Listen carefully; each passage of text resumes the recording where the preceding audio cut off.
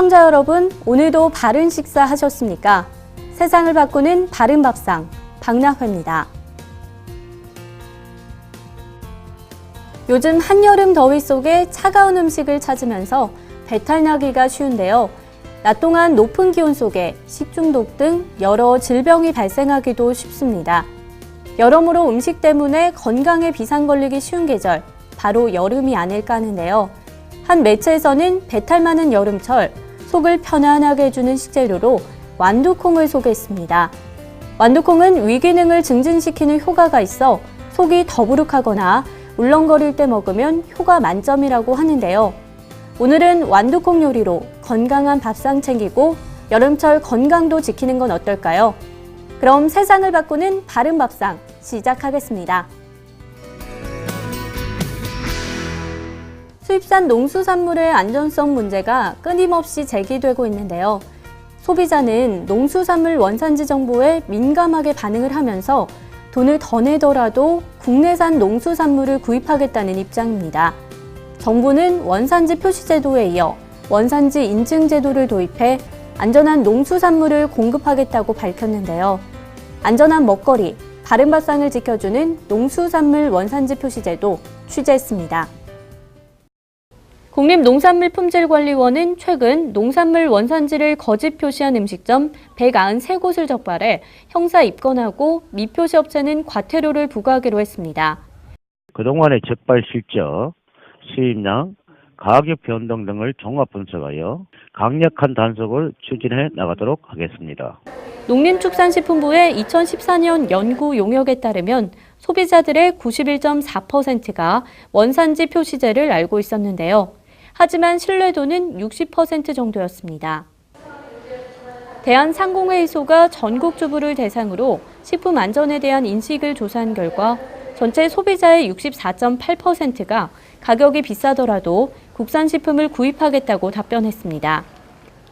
그러나 식품업계는 국내산 원료의 가격이 수입산에 비해 상대적으로 높다는 이유로 국산물 사용을 기피하고 있는데요.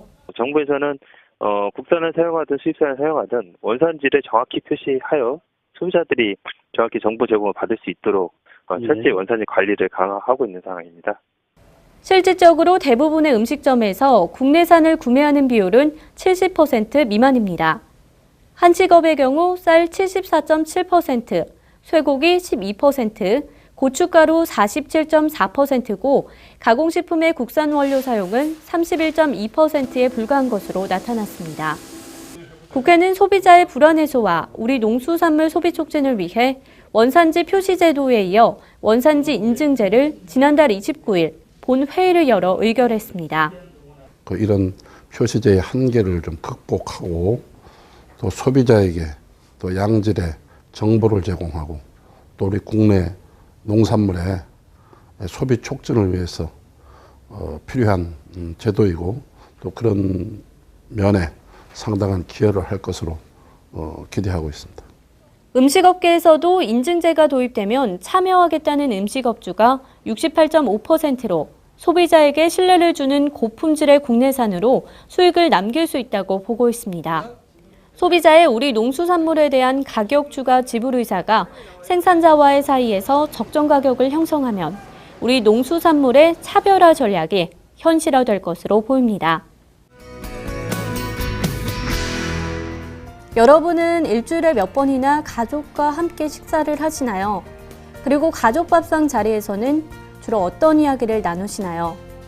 정부는 매주 수요일을 가족 밥상의 날로 지정을 했습니다. 가족이 함께 모여 식사한다는 것, 당연한 일이긴 하지만요. 요즘처럼 경쟁과 소비가 강조되고 있는 때에 이마저도 어려워졌기 때문입니다.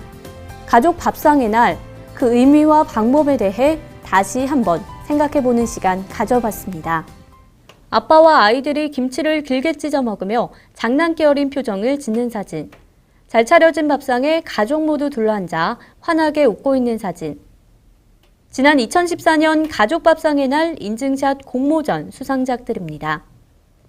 올해도 농림축산식품부와 식생활교육 국민네트워크에서는 가족 밥상의 날 인증샷 공모전을 진행했는데요. 그렇다면 가족 밥상의 날 어떤 날인 걸까요? 농림축산식품부는 제2차 식사교육 기본계획을 수립하면서 매주 수요일을 가족 밥상의 날로 지정했는데요. 요즘 많은 사람들이 바쁘게 살다 보니 가족이 밥상에 둘러앉아 밥을 먹을 수 있는 시간이 많지 않습니다. 그래서 농림축산식품부에서 가족이 함께 음식을 준비하고 함께 식사하는 가족 동반 식사 문화를 확산하기 위하여 가족 밥상의 날을 지정하였습니다. 가족이 밥상에 모여 식사를 함께 한다는 것, 정을 나누고 의사소통을 하는 중요한 방법 중 하나입니다. 이처럼 가족 밥상을 가지는 횟수가 증가할수록 커가는 자녀들에게는 긍정적 영향을 준다는 연구 결과가 있는데요. 한 주 동안 가족이 함께 밥을 먹는 횟수가 5회에서 7회의 경우 2회 이하의 청소년보다 A나 B학점을 받은 학생이 10% 더 높았습니다. 또한 일주일에 적어도 5회 이상 가족과 식사를 하는 아동과 청소년은 약물 중독이나 우울증을 보일 가능성이 낮은 것으로 나타났습니다. 한편 단순히 가족이 모여 식사를 하는 횟수뿐 아니라 함께 식사를 할 때 그 방법 또한 중요합니다. 이야기하면서 이런저런 이야기, 어떻게 지내는지, 그다음에 서로 생각을 주고받으면서 그렇게 식사하는 거죠. 정해진 장소에서 정해진 시간에 식사를 하는 것이 좋고요. 이때 상대방에게 부정적인 말은 피하고 서로 공감해 줄 수 있어야 합니다. 세상에서 가장 훌륭한 교실은 가족이 함께 둘러앉은 밥상입니다. 매주 수요일 가족 밥상의 날에 가족이 모두 모여 앉아 밥 먹고 소통하는 시간도 가져보는 건 어떨까요? 요즘 메르스의 감염과 확산으로 인해 행사나 이벤트가 취소되거나 연기되는 경우가 많은데요. 18일부터 20일까지 진행될 예정이었던 2015 식생활 교육박람회 역시 9월에서 10월로 연기됐습니다. 행사를 진행하는 농림축산식품부와 식생활교육 국민네트워크는 불가피한 사정으로 박람회가 연기된 상태이긴 하지만요. 이전보다 더욱 알차고 풍부한 내용으로 찾아갈 것을 약속했습니다. 농림축산식품부는 제1회 GAP 우수사례 경진대회를 개최합니다. 각 지자체에서 오는 30일까지 예선이 치러질 예정입니다. 우리 농식품의 브랜드 가치를 높이기 위한 일환으로 2015 농식품 파워브랜드 대전이 개최됩니다. 오는 26일까지 농림수산식품교육문화정보원에서 접수받을 예정입니다. 농림축산식품부는 다음 달 15일까지 2015 대한민국 식품대전에 참가할 기업을 모집하고 있습니다. 관심 있는 기업들의 많은 참여 바랍니다. 국제슬로푸드 한국협회는 오는 26일 2015 국제슬로푸드의 사전행사 맛있는 토크 콘서트를 진행합니다. 벌써 2015 세상을 바꾸는 바른밥상 시작한 지도 한 달이 되어갑니다. 이번 주부터는 시청자분들과 조금 더 가까워지기 위한 특별한 이벤트 진행하려고 하는데요. 방송을 시청하신 후에 마지막에 간단한 퀴즈가 나갈 예정입니다. 퀴즈에 대한 답을 알고 계신 분들 소비자TV 홈페이지를 찾아 답을 맞춰주시면 추첨을 통해 간단한 선물 제공하도록 하겠습니다. 시청자분들의 많은 참여 바랍니다. 또한 앞으로도 저희 세상을 바꾸는 바른밥상 꾸준한 사랑 부탁드립니다.